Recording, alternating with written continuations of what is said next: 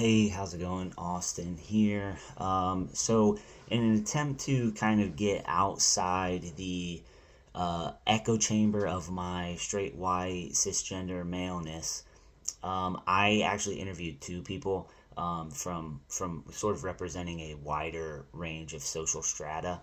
I really wanted to compare what they talked about, the context of their sphere of influence, and then evaluate that against the theories purported by Dugan. So for my first interview, I spoke with Howard Goodstein, the vice president of operations for BFS, the convenience store chain.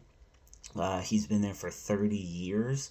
He started there as his primary responsibility was to start an HR department. Over the 30 years, though, his responsibilities and his role grew. And so too did the company, from a handful of locations to over 200 stores across 5 states. The BFS is actually a top 100 national convenience store chain. And then I also interviewed Angela Mangus, one of 5 of the directors of operation there at BFS. Angela was originally hired as a director. She's been there for over 10 years, and her responsibility also has grown to include about 40 stores that she's responsible for.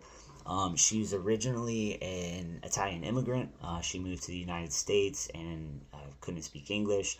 That was a significant obstacle for her to overcome. It affected her initially in school, but she did overcome that, and she has seen some success as a leader as well.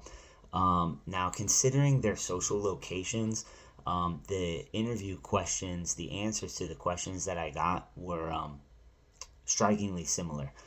They both described their leadership style as having evolved over time, shaped by knowledge that they had attained through experience leading. Howard even stated that as he grew more comfortable in a position of leadership, he was more receptive to roundtable discussions with his team compared to initially, where he might have been maybe too proud or too insecure to entertain subordinates' perspectives. I think this surprised me because of the number of times Dugan referenced masculine whiteness as, paraphrase here, but normative superstructure of oppression. Howard's experience seems to contradict the idea that inordinate confidence is just an inborn white trait.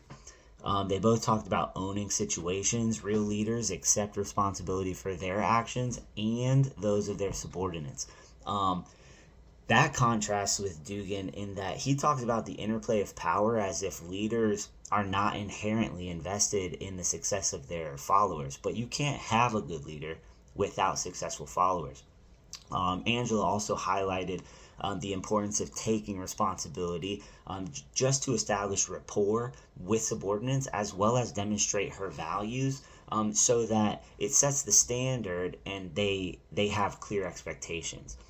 They both talked about treating team members fairly but differently, situationally, if you will. Dugan loves to bash Western democracy as much as, straight whiteness. But, the reality is that Western philosophical thought, the bedrock of Western society is equality, right? And all men are created equal and they have certain natural rights. That doesn't mean that they're equal in ability, right? It doesn't mean that they have the same goals, the same desires, the same skills. Therefore, it's incumbent upon a leader to adapt their approach to the subordinate's needs. When a subordinate is struggling with a task, maybe that person needs help or motivation. Maybe that person just can't do that task. That's just the reality of what it is. So the leader then needs to find a place to put that person in order to help them succeed. Another thing Howard stressed was the importance of always looking for leaders, future leaders.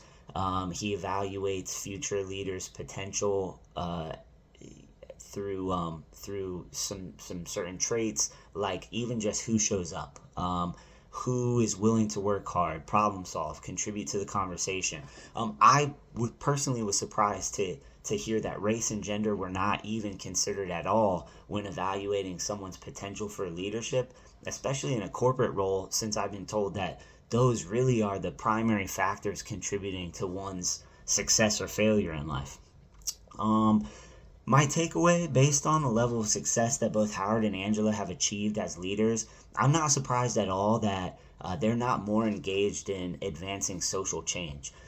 The idea that the primary purpose of leadership is to advance social change can really only be debated in an institution like academia, where ideas don't necessarily have to work in order to propagate.